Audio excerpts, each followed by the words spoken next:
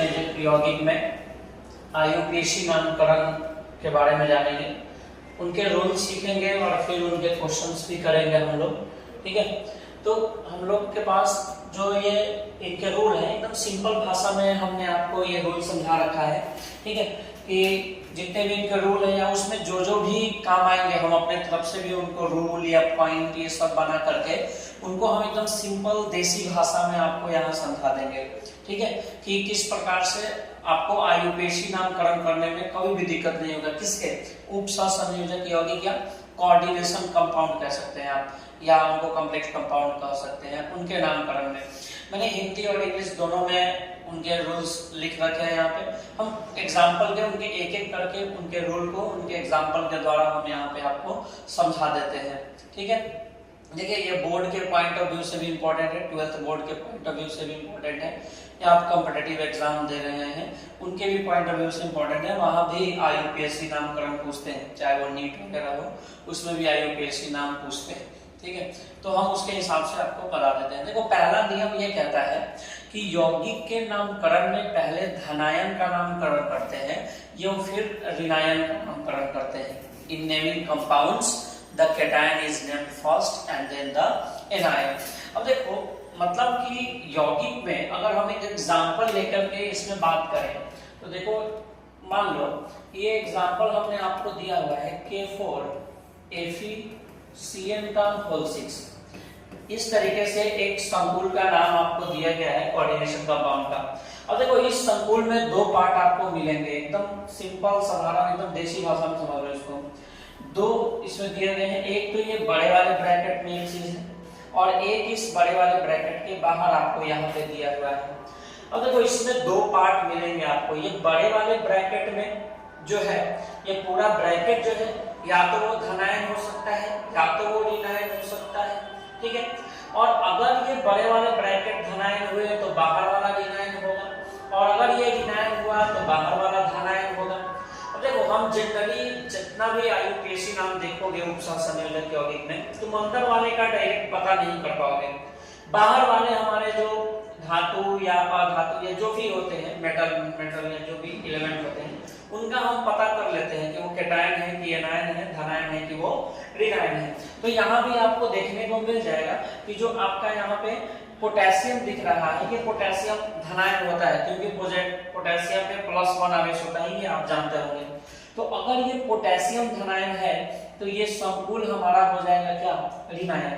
तो ये यौगिक कह रहा है सबसे पहले कि हम लोग जब भी नाम लिखेंगे तो धनायन का नाम पहले लिखेंगे और ऋणायन का बाद में। तो हमने छांट लिया कि देखो पोटेशियम हमारा यहाँ पे धनायन है तो सबसे पहले नामकरण हमको किसका लिखना है? तो सबसे पहले नामकरण हमको लिख देना है पोटेशियम का। तो हमने लिख दिया पोटेशियम। अब इनका नामकरण फिर बाद में होगा, ये जो ऋणायन होंगे उनके नामकरण। हम यहाँ इसलिए ऐसे छोड़ रहे हैं कि एक एक स्टेप देख के हम लोग एक एक एग्जाम्पल का बात करेंगे। यानी कैटायन नेम फर्स्ट, धनायन के नाम सबसे पहले लिखे गए और देन नाम लिखा जाएगा आपका किसका? ऋणायन का। यानी हमको धनायन और ऋणायन क्या करना पड़ेगा? पकड़ना पड़ेगा, उनको जानना पड़ेगा कि धनायन कौन है ऋणायन कौन है। अच्छा अगर ये रहे ही ना, बड़े वाले ब्रैकेट के बाहर कुछ रहे ही ना, तब तो इजी काम हो गया, तब तो आप इन्हीं का नामकरण कर देंगे। और उनका नामकरण कैसे करेंगे वो हम लोग धीरे धीरे आगे जानेंगे। अब देखो आगे वाला नियम नंबर 2 में ये कहता है कि नामकरण में धनायन एवं ऋणायन का नाम लिखते समय उनकी संख्या का उल्लेख नहीं करते हैं। मतलब in naming the number of cations and anions is not mentioned while writing their names. कह रहा है कि नामकरण करते समय हम लोग धनायन हो या ऋणायन हो उनका नाम लिखते समय उनकी संख्या का उल्लेख नहीं करते हैं। जैसे इसका अगर हम एग्जांपल आपको अगर समझाएं, इसका एग्जांपल किस तरीके से हो तो ऐसे ही देख लो K4FeCN का होल 6 और इनका होल थ्राइस, अगर ऐसे भी हम लोग कर दें। अब देखो यहाँ पे K4 अगर लिखा हुआ है तो हम ये टेट्रा पोटेशियम नहीं लिखेंगे, टेट्रा पोटेशियम, ये नामकरण हमारा गलत हो जाएगा। मतलब इस संख्या का हमको कोई उल्लेख नहीं करना है, मेंशन करना ही नहीं है। ठीक है। या कुछ एग्जाम्पल अगर ऐसे भी हो गए, मान लो ये हो गया CO EN का बनता है और ये Cl3। तो जब भी आप इस क्लोरीन का नामकरण करेंगे तो आप ट्राइक्लोराइड नहीं लिख सकते, ट्राइक्लोराइड नहीं लिख सकते, ये नामकरण गलत हो जाएगा। आपको केवल और केवल इसके लिए लिखना है, सॉरी, इसके लिए आपको केवल और केवल लिखना है क्लोराइड, क्लोराइड, ठीक है। टेट्रा पोटेशियम, ये नामकरण वाला तो आपको बता ही दिया मैंने कि नामकरण क्या हो जाएगा, गलत हो जाएगा, इसका उल्लेख नहीं करना है। तो टेट्रा पोटेशियम की जगह आपको क्या नामकरण यूज करना है, केवल और केवल पोटेशियम, ये आपका सही हो जाएगा, ठीक है। मतलब यहाँ जो संख्या दिए होंगे कि क्लोरीन 3 गो है, 2 है, इससे कोई हमको मतलब नहीं है। हमको ये मतलब है कि यहाँ क्लोरीन दिया हुआ है तो केवल क्लोराइड, ना तो डाइक्लोराइड ना ही ट्राइक्लोराइड, इसका इस्तेमाल नहीं करेंगे। या पोटेशियम यहाँ 4 दिया, 3 दिया, 2 दिया, हमको कोई मतलब नहीं है उससे कितना नंबर है, हम केवल पोटेशियम लिखेंगे। या संख्या यहाँ भी उल्लेख किया हुआ है 3, तो जब भी हम लोग इस कॉम्प्लेक्स का भी अगर नामकरण करेंगे, इनका नोमेनक्लेचर करेंगे, तो इस संख्या का हम लोग उल्लेख नहीं करेंगे। यही रूल नंबर 3 था, सॉरी रूल नंबर 2 था। रूल नंबर 3 कहता है कि किसी उपसंयोजक यौगिक में धनायन या ऋणायन में से कोई भी संकुल हो सकता है या दोनों भी संकुल हो सकते हैं। A coordination compound can contain either a cation और an anion as a complex और बोथ, ठीक है। तो यहाँ से हम लोग देख लेंगे, ठीक है। हम लोग ये बात तो पता ही है कि भाई जो उपसंयोजक यौगिक बनाओगे, कॉम्प्लेक्स कंपाउंड बनाओगे, वो धनायन भी हो सकते हैं, वो ऋणायन भी हो सकते हैं, या दोनों भी हो सकते हैं। जैसे ये वाले यौगिक, जैसे ये धनायन हो जाता है, कॉम्प्लेक्स कंपाउंड ऋणायन हो जाएगा। यहाँ देखो, अगर किधर गया, इधर अगर ये वाला ऋणायन है तो ये ऋणायन है, तो कॉम्प्लेक्स कंपाउंड तुम्हारा धनायन हो जाएगा, ठीक है।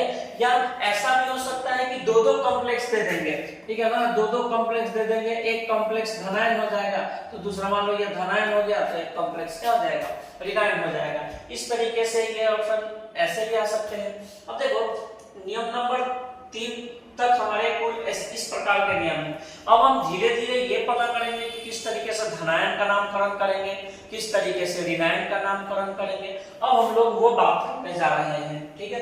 रूल तो हम लोगों ने देख लिया है कि रूल गए। अब रूल के उस रूल के हिसाब से ही कुछ छोटे मोटे पॉइंट्स हैं जिनको हम यहाँ पे डिस्क्राइब कर रहे हैं। देख लो कि हम लोग धनायन संकुल का नामकरण जब करेंगे तो अंग्रेजी वर्णमाला क्रम में लिगेंड का नाम सबसे पहले लिखेंगे।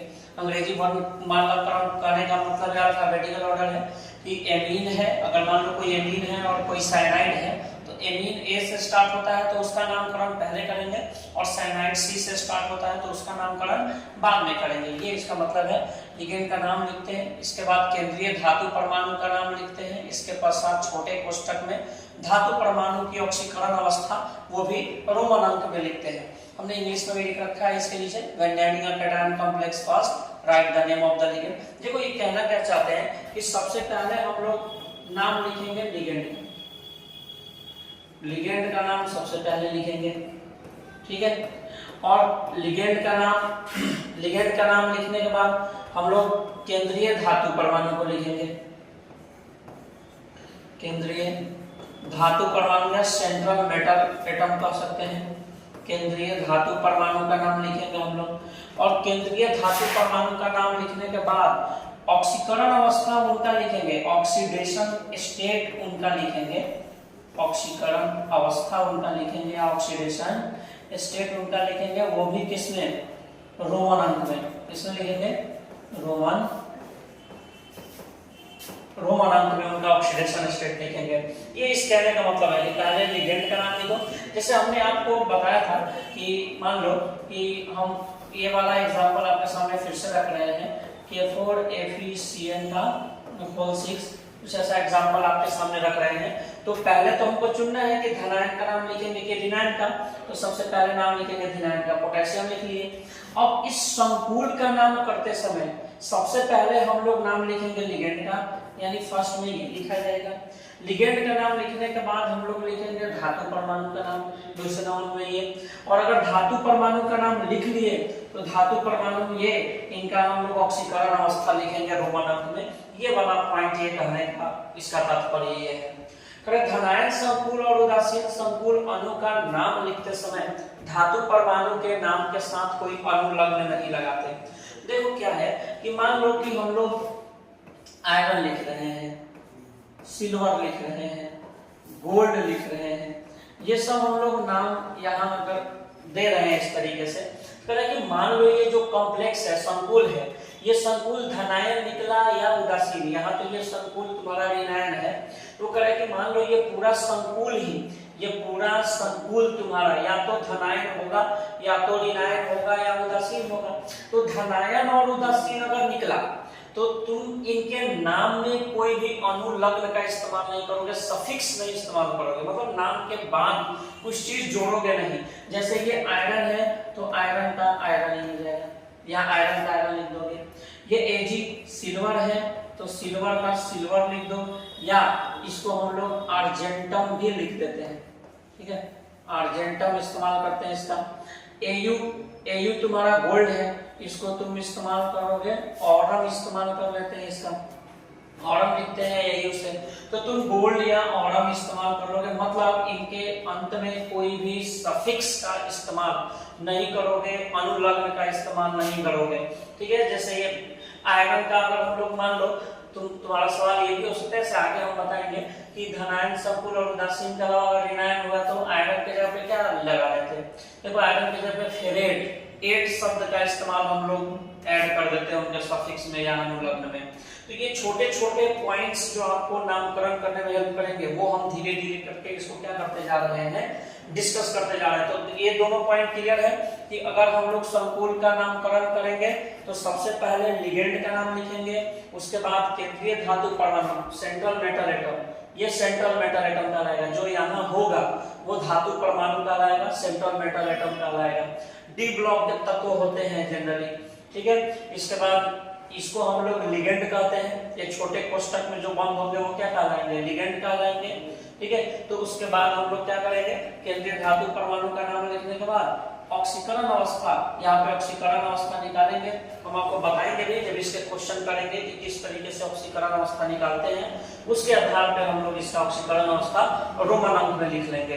तो ये इतना पॉइंट से देख लीजिए एक बार, फिर आगे वाले पॉइंट हम लोग डिस्कस में और उपसार संयोजक यौगिक में कोऑर्डिनेशन वाले में, और हम लोग कुछ महत्वपूर्ण पॉइंट्स का बात कर लेते हैं, बिंदु का बात करते हैं इसमें, ठीक है। इसमें और महत्वपूर्ण बिंदु क्या है कि यदि समान लिगेंड की संख्या 2, 3, 4 एवं क्या दी हुई है, 5 दी हुई है, तो इनके नामकरण के पूर्व क्रमशः डाई, ट्राई, टेट्रा, पेंटा एवं हेक्सा शब्दों का यूज करते हैं, प्रयोग करते हैं हम लोग।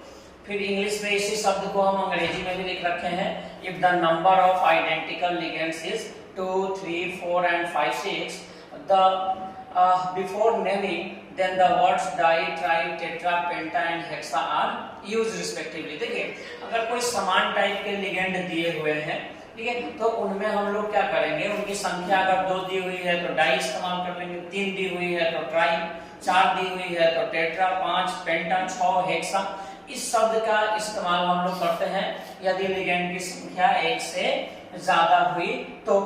फिर अगला पॉइंट ये है कि यदि लिगेंड के नाम में पहले से डाई, ट्राई, टेट्रा ये शब्द मौजूद हो तो हम लोग कुछ पूर्व लग्न का इस्तेमाल करते हैं। जैसे अगर पहले से 2 इस्तेमाल हो तो 20, 3 इस्तेमाल हो तो 30, 4 तो टेट्राकिस, ऐसे शब्दों का प्रयोग करते हैं। जैसे हम आपको एक एग्जांपल के द्वारा बता दें, इंग्लिश में यहाँ इसी को अंग्रेजी में भी लिख रखा है मैंने। इसे मान लो कि एक लिगेंड है EN, ethylene diamine, ethylene diamine. अब देखो इथाइलिन डाइएमीन तो पहले से मौजूद है, ठीक है, और तुम ऐसा नाम लिख दिए EN का होल थ्राइस, तो अब तुम ये नहीं कह सकते कि ट्राई इथाइलिन डाइएमीन, नहीं, ऐसा इस्तेमाल नहीं कर सकते। अब तुमको 3 के लिए ट्रिस इस्तेमाल करना पड़ेगा, मतलब इसका नाम तुम क्या लिखोगे, ट्रिस इथाइलिन डाइएमीन। क्या इसका नाम इस्तेमाल करोगे, ट्रिस इथाइलिन डाइएमीन, ऐसा तुम नाम इस्तेमाल करोगे इसका। तो ऐसे ऐसे आपको बहुत सारे ऐसे मिलेंगे जिनमें पहले से, जैसे देखो इथाइलिन डाइएमीन में डाई पहले से मौजूद था, ठीक है, तो डाई पहले से मौजूद था और फिर इसका नंबर 3 आ गया, तो हम लोग क्या करेंगे कि ट्राई इथाइलिन डाइएमीन नहीं कहेंगे, ट्रिस शब्द का इस्तेमाल करेंगे। अगर ये 2 होता, मान लो इथाइलिन डाइएमीन का नंबर क्या होता है ना 2 होता, अगर ये का होल ट्वाइस होता तो हम लोग इस्तेमाल करते 20 इथाइलिन डाइएमीन का इस्तेमाल करते, इथाइलिन डाइएमीन 20 इथाइलिन डाइएमीन का इस्तेमाल करते, ना कि डाई इथाइलिन डाइएमीन का इस्तेमाल करते, वो शब्द गलत हो जाता, डाई इथाइलिन डाइएमीन वाला हमको इस्तेमाल करना है 20, मतलब कि पहले से डाई ट्राई टेट्रा दिए हैं तो आप उनके संख्या में डाई ट्राई और टेट्रा का दोबारा इस्तेमाल नहीं करेंगे, उसके लिए तुम 20 ट्रिस टेट्रा किस जैसे शब्दों का क्या करोगे, प्रयोग करोगे।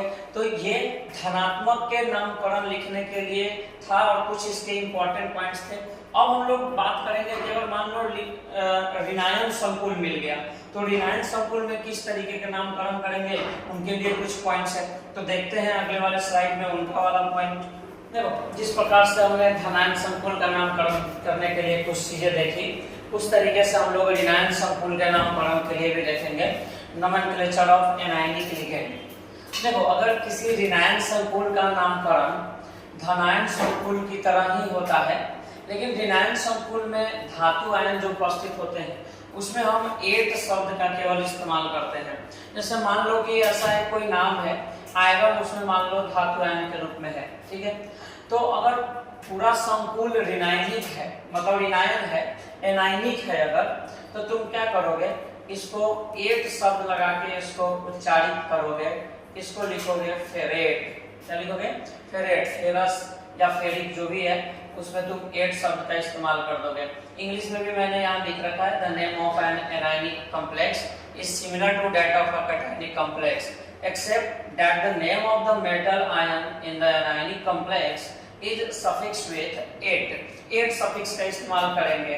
जैसे हमने इसका लिखा, अगर मान लो जिंक दिया हुआ है, ठीक है, और तुम कॉम्प्लेक्स जो देख रहे हो, संकुल जिसको कह रहे हैं, वो आ गया ऋणायन, तुम निकाले और ऋणायन आ गया, तो अब जिंक को तुमको क्या लिखना पड़ेगा, जिंकेट लिखना पड़ेगा। क्या लिखना पड़ेगा, जिंकेट, मतलब 8 शब्द का इस्तेमाल करना पड़ेगा। और कुछ ऐसे प्रमुख बातें भी यहाँ मैंने दे रखी है, देख लो। यहाँ पहला पॉइंट है संकुल यौगिक का नाम बड़े अक्षर से प्रारंभ नहीं करना है आपको। जब भी आप संकुल यौगिक का कॉम्प्लेक्स कंपाउंड का the name of the complex compound should not be begin with the capital letter. Capital letter से आपको स्टार्ट नहीं करने, ठीक है, स्मॉल लेटर से आपको स्टार्ट करने हैं उनके नाम। फिर दूसरा है कि संकुल यौगिक का नाम एक ही शब्द में लिखा जाना चाहिए, इनमें कोई गैप वगैरह नहीं होना चाहिए। The name of the complex compound should be written in one word without any gaps. तो गैप नहीं आना चाहिए का मतलब क्या होता है कि अगर हम कोई लिख रहे हैं, जैसे लिगेंड का नाम ही लिख रहे हैं, इथाइलिन डाइएमीन लिगेंड लिख रहे हैं, मान लो इथाइलिन डाइएमीन, कोई गैप नहीं आना चाहिए। जिंकेट लिखना हो तो यहाँ पे लिख दिए, मान लो ऐसे जिंकेट, ऐसे करके, मतलब देखो इनमें कोई गैप आपको नहीं दिख रहे हैं। तो जब भी आप कॉम्प्लेक्स कंपाउंड का नाम लिखें तब आपको गैप नहीं दिखना चाहिए। जैसे एक एग्जांपल लेके भी हम आपको बता देंगे, यहाँ एक एग्जांपल देख लो, बता देते हैं। ये K2ZnCl का होल 4, इस तरीके से एक यौगिक आपको दिया हुआ है। इस यौगिक में एक चीज देखो, ये जो यहाँ से यहाँ तक है, इसी को हम लोग संकुल बोलते हैं। इसी को क्या बोलते हैं, संकुल, या इसको कॉम्प्लेक्स कहा जाता है। संकुल या कॉम्प्लेक्स का नाम दे रहे हो। अब देखो इसमें क्या है कि अगर हमको पता करना है, शुरू से नोमेनक्लेचर देखना है कि धनायन, ऋणायन, कैटायन और एनायन देखने हैं, तो ये पोटेशियम जो होता है वो धन आवेश वाला होता है, कैटायन होता है, अब अगर ये केटाइन हो गया तो ये पूरा संकुल रिनायन हो जाएगा, क्योंकि अगर आप किसी को मिला के यौगिक कंपाउंड का निर्माण कर रहे हैं तो उसमें केटाइन एक एनायन मौजूद होता है, तो ये केटाइनिक है तो ये एनायनिक हो जाएगा, ये धन आवेश वाला है तो ये ऋण आवेश हो जाएगा। अब अगर तुम्हारा कॉम्प्लेक्स ऋण आवेश वाला है तो तुमको धातु के अंत में, मेटल के अंत में एट शब्द लगाना है, मतलब तुम जिंक जब लिखोगे तो तुमको जिंकेट लिखना है। क्या लिखना है तुमको? जिंकेट लिखना है। और पहले भी हम बताए हैं कि पोटेशियम, ये सब लिखते समय इनके संख्या का कोई वर्णन नहीं होना चाहिए, नंबर। डाई पोटेशियम कभी नहीं लिखोगे तुम, इसको पोटेशियम शब्द लिखोगे, आप पोटेशियम लिखोगे। और संकुल का नाम लिखते समय धातु आयन के अंत में, मेटल आयन के अंत में एट शब्द का इस्तेमाल करोगे। हम नेक्स्ट क्लास में ये क्वेश्चन करवाते समय आपको बताएंगे कि किस तरीके से क्वेश्चन को हम अप्रोच करेंगे। तो ये पूरा संकुल रहेगा, ये उसके बाहर का आयन हो गया, ठीक है। और ये पॉजिटिव है तो हमारा पूरा संकुल निगेटिव, पहले नामकरण पॉजिटिव का, फिर नामकरण निगेटिव का। और निगेटिव अगर संकुल मिल गया तो आप धातु आयन का नाम लिखते समय अंत में एट शब्द का इस्तेमाल करेंगे। किसका? एट शब्द का इस्तेमाल करेंगे। तो जितने भी पॉइंट्स थे, धनायन, ऋणायन, रूल्स जितने भी थे, मैंने आपको वो सारे रूल आईयूपीएससी नामकरण के लिए, आईयूपीएससी नोमेनक्लेचर कोऑर्डिनेशन का, उपसर्ग संयोजक का, वो सारा मैंने यहाँ बता दिया है। अब आप क्वेश्चन कर सकते हैं, 5-7 क्वेश्चन हम भी करेंगे, आपको बताएंगे कि किस तरीके से क्वेश्चन के नाम आप नामकरण कर पाएंगे। उसके बाद आप क्वेश्चन प्रैक्टिस कर सकते हैं। देखिए, तो कुछ सवाल हम लोग यहाँ कर लेते हैं। एक सवाल दिए हुए हैं, अब स्टार्ट कहाँ से करना है ये आप देखिएगा कि शुरुआत कहाँ से करना है। देखिए, सबसे पहले हमको इसमें देख लेना है कि धनायन लिगेंड कौन है और ऋणायन लिगेंड कौन है, केटायन लिगेंड कौन सा है और एनायनिक लिगेंड कौन सा है, वो हमको फोकस करना है पहले उस पर। तो देखिए, आपको तो पता होना चाहिए कि जो पोटेशियम होता है वो पोटेशियम धन आवेश होता है, इस पे पॉजिटिव चार्ज होता है। अगर वो पोटेशियम पे पॉजिटिव है, दो पोटेशियम है, इस पे +2 चार्ज हो जाएगा। अगर ये धनायन वाला है, इसका मतलब संकुल हमारा ऋणायन हो गया, हमारा कॉम्प्लेक्स जो है वो एनायनिक कॉम्प्लेक्स हो गया। अब एनायनिक कॉम्प्लेक्स है तो यहाँ से एक बात कि ये जो धातु आयन है, मेटल आयन, इसमें 8 शब्द का इस्तेमाल करेंगे, जिंक ना लिख के जिंकेट लिखना है, एक बात ध्यान रखना। अब अगर ये धनायन है और ये ऋणायन है संकुल, तो हमको सबसे पहले नाम किसका लिखना है? धनायन का। और धनायन का नाम लिखते समय कैपिटल लेटर नहीं लगाने, स्मॉल लेटर से स्टार्ट करना है, तो आप लिखेंगे पोटेशियम।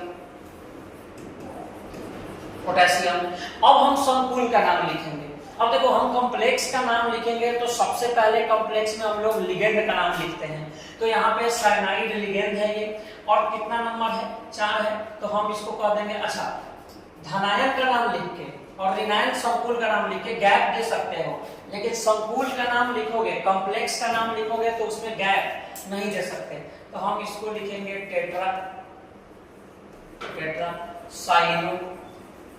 टेट्रासाइनो। और जिंक का क्या लिखना है? जिंकेट लिखना है, जिंक का जिंकेट लिखना है। और रोमन अंक में इसका ऑक्सीकरण अवस्था लिखना है, रोमन अंक में इसका ऑक्सीडेशन स्टेट लिखना है। वो कैसे निकालोगे? देखो, साइनाइड पे -1 होता है, 4 साइनाइड है तो -4 हो गया, -4 है, ये +2 है, इसको बैलेंस करने के लिए और +2 चाहिए, तो जिंक पे +2 हो जाएगा, तो प्लस वाला भी उतना हो गया और माइनस वाला भी इतना हो गया, लिगेंड न्यूट्रल हो गया, ठीक है। तो यहाँ पे रोमन अंक में जिंकेट 2 लिख दिए। ऐसे इस तरीके से नोमेनक्लेचर हो जाएंगे, पोटेशियम टेट्रासाइनो जिंकेट सेकंड। चलो, अब यहाँ आ जाओ, यहाँ भी सेम है। ये जो पोटेशियम है हमारा, पोटेशियम धनात्मक है, तो अगर ये धनात्मक हो गया तो ये वाला लिगेंड कैसा हो गया? ऋणात्मक लिगेंड हो, मतलब संकुल कैसा हो गया? ऋणात्मक हो गया, एनायनिक कॉम्प्लेक्स हो गए, और ये वाले केटायन हो गए। तो सबसे पहले नोमेनक्लेचर केटायन के, तो हम क्या लिख लिए? पोटेशियम लिख लिए, पोटेशियम, ठीक है।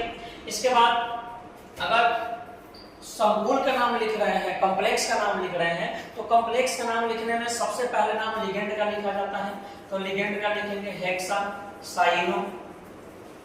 अब देखो, ये कॉम्प्लेक्स जो है, संकुल जो है वो ऋणायन है, तो आयरन का यहाँ पे आयरन नाम लिख के क्या लिखना है आपको? फेरेट लिखना है। अब ऑक्सीडेशन स्टेट की बारी, साइनाइड पे -1 6 है तो -6, पोटेशियम पे +1 4 है तो +4।